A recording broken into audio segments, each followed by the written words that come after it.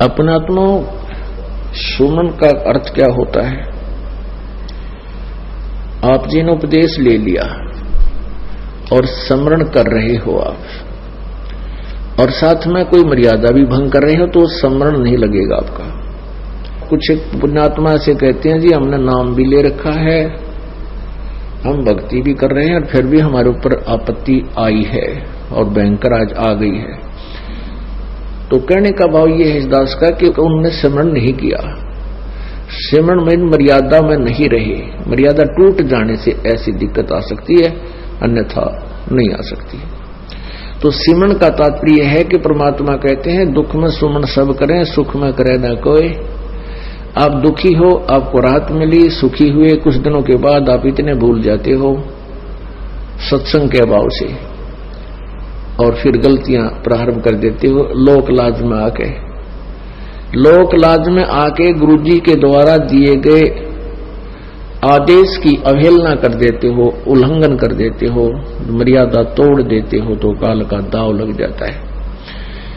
कुछ एक ऐसे भक्त हैं जिनके पिछले पुण्य अच्छे होते हैं और वो पुण्यों के कारण, पिछले पुण्य तो हैं ही, उन पुण्यों के कारण वो सुखी है।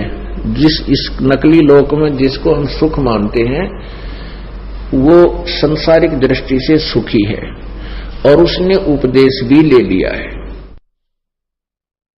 और एक ऐसा प्राणी है जिसके पूर्व जन्म के पुण्य गणे नहीं है, उस पर आपत्ति आ गई है। परमात्मा कबीर जी की शरण में यहां आ गया है, आने से उसने नाम लेने से लाभ शुरू हो गया है।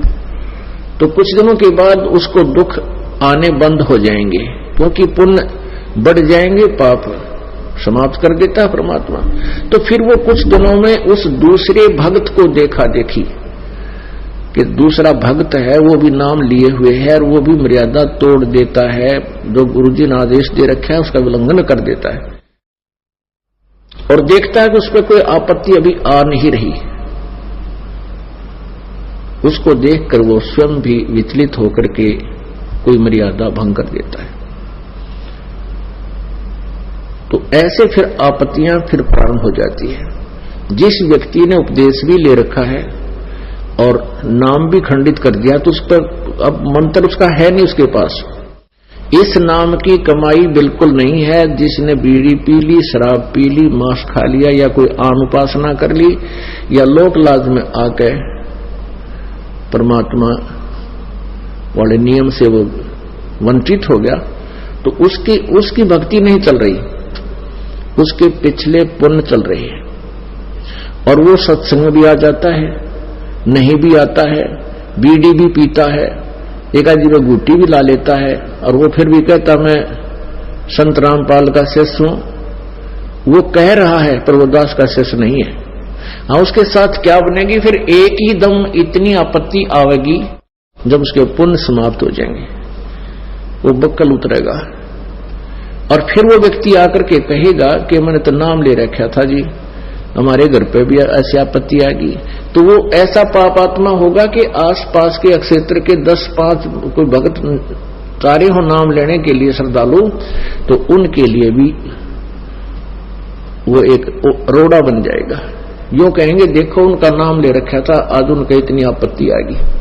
तो उसके पास नाम नहीं था भगवान वाला, परमात्मा का प्रोटेक्शन नहीं था। जब लग हंसा हमरी आना और काल लगे नहीं तेरा बाणा। जब तक हम परमात्मा की मर्यादा में रहेंगे, आन माने मर्यादा, तब तक काल का अटैक हमारे पर नहीं होगा। तो इस प्रकार हमने परमात्मा की भक्ति के साथ साथ मर्यादा की भी आवश्यकता पड़ती है। जैसे हमने खेत में बीज दिया, समार भी दिया, बीज भी डाल दिया, डोल बनाई नहीं, उसकी डोली नहीं बनाई, उसके चारों तरफ मेड़ नहीं बनाई, डोला नहीं बनाया, तो पानी डालेंगे वो भी इधर बिखर जाएगा, खाद डालेंगे वो भी इधर उधर बिखर जाएगा, तो फसल नहीं तैयार होगी। तो मर्यादा एक डोल बनेगी और ये अति आवश्यक है। इसमें परमात्मा की भक्ति को रोकने के लिए, इसको परिपक्व करने के लिए।